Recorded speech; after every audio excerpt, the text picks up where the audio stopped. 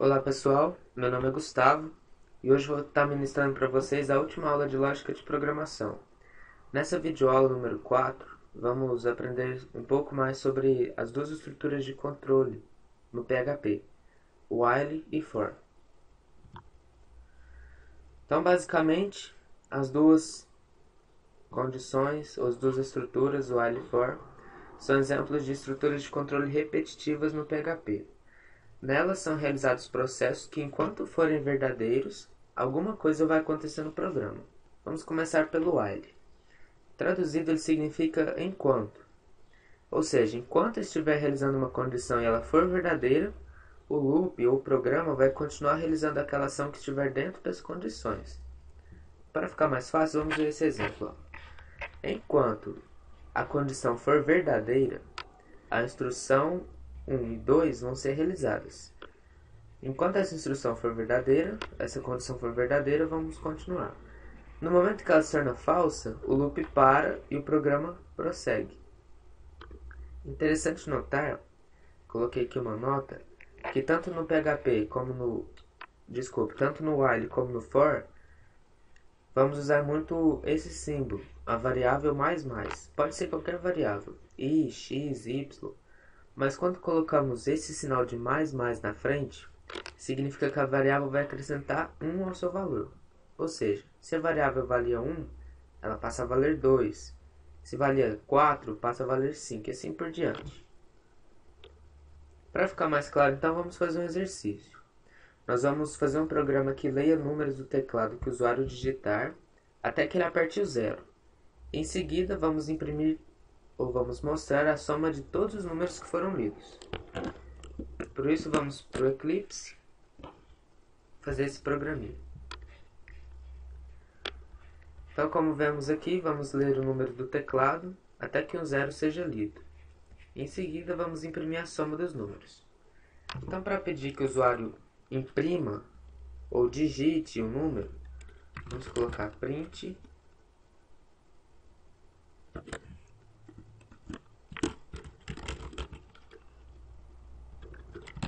digite um número. Vamos colocar uma observação aqui para o usuário. 0 para parar.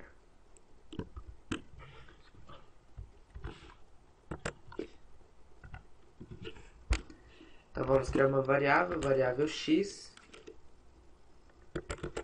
vai receber trim fgets stdin.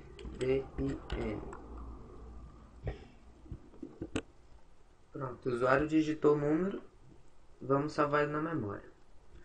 Agora, para que possamos somar os números, vamos criar uma variável aqui fora também. O soma vai começar com 0. Ok? Agora nós vamos fazer uma estrutura para que o programa continue com essa estrutura até que seja digitado um 0. Então vamos usar while ou enquanto. Enquanto o sx, ou a variável x, for diferente de 0, o que vai acontecer? A soma vai receber ela mesma mais o que o usuário digitar. Assim vamos fazer a soma. E para pedir para o usuário digitar outro número, vamos colocar digite outro número. E daí de novo, o sx, ou variável x, vai receber o que o usuário digitar.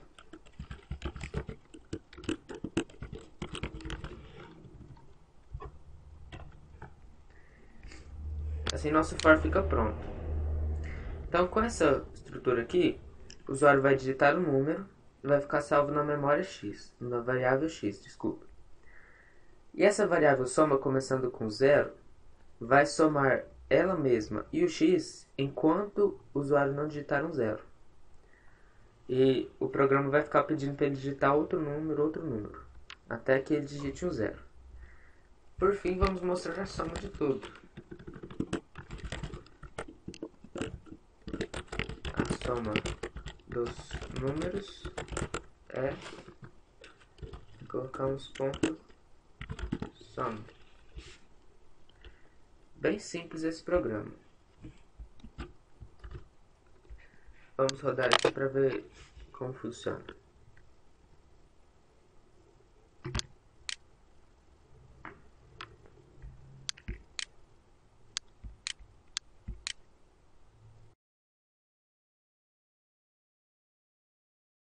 Então vamos lá. Vamos começar digitando 7, 3, 4 e 8. A soma desses números até agora deu 22. Vamos digitar um 0 para somar. A soma dos números é 22. Um programa simples, mas que dá para entender bem a função do while. Espero que tenha sido útil para vocês. Agora vamos aprender um pouquinho sobre o for.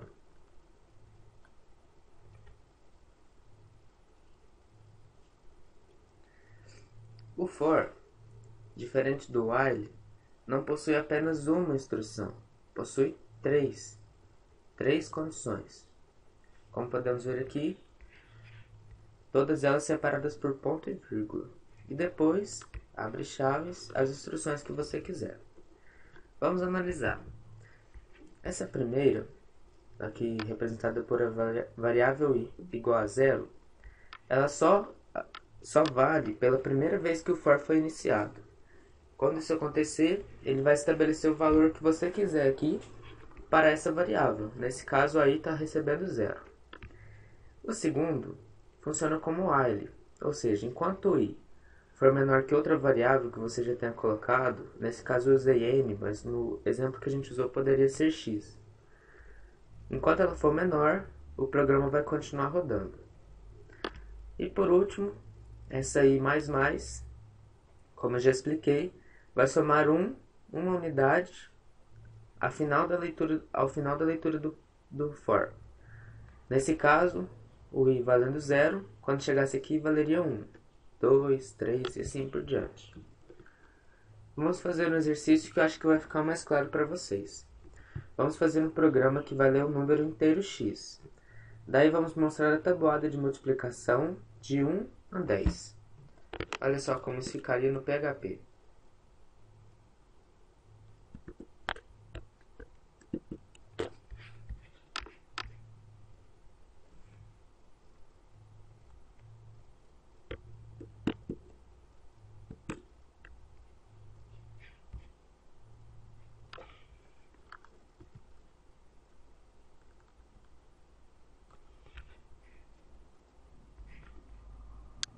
Nós vamos criar uma variável n, por exemplo,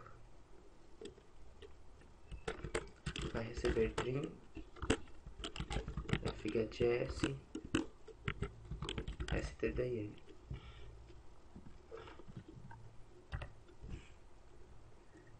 Daí vamos criar uma outra variável para que faça a multiplicação. Vamos criar, por exemplo, a variável x, que vai começar com 1. Por que 1 e não 0? Porque na multiplicação, o elemento neutro é 1. Se colocássemos 0 aqui, o primeiro número seria 0. Muito bem. O usuário digitou o número que ele quer saber tabuada. Agora temos que fazer um programa para que faça essa tabuada para o usuário. Então vamos usar o for. Vamos lá então. O primeiro, vamos criar uma variável i para começar com 1. Essa variável i, ela tem que ser menor ou igual a 10, porque vamos fazer a tabuada de 1 a 10. E o i vai somando uma unidade a cada vez que o for rodar. Toda vez que isso acontecer,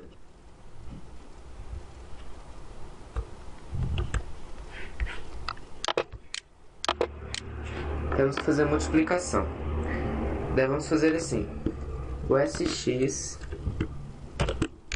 a variável x, vai receber o i, que vai ser o número corrente da tabuada, vezes o número que o usuário digitou, o n.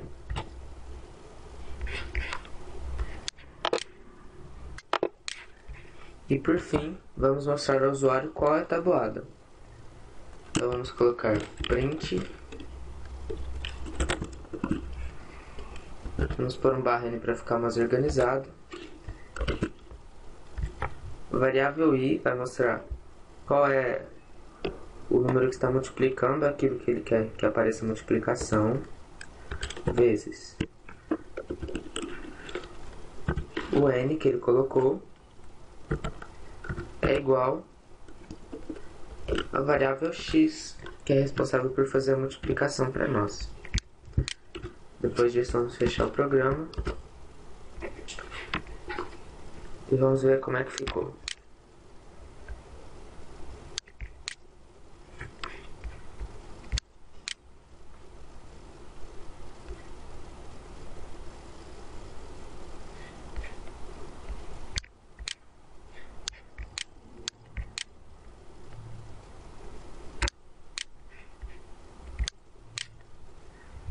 Então vamos lá. Eu quero saber a tabuada do número 7. A hora que eu aperto Enter, veja o que aparece. 1 vezes 7 é 7, 2, 14, 3, 21, até o número 10. Novamente, um programa muito simples, mas acho que deu para vocês perceberem a funcionalidade do for. Eu espero que essa videoaula tenha sido útil para vocês, tenha esclarecido dúvidas sobre o while e o for. Estamos chegando ao final dela. Se quiser entrar em contato, pode ser tanto pelo Facebook, Gustavo Oliveira, ou pelo meu e-mail, gustavosansimão@gmail.com. Muito obrigado e até a próxima.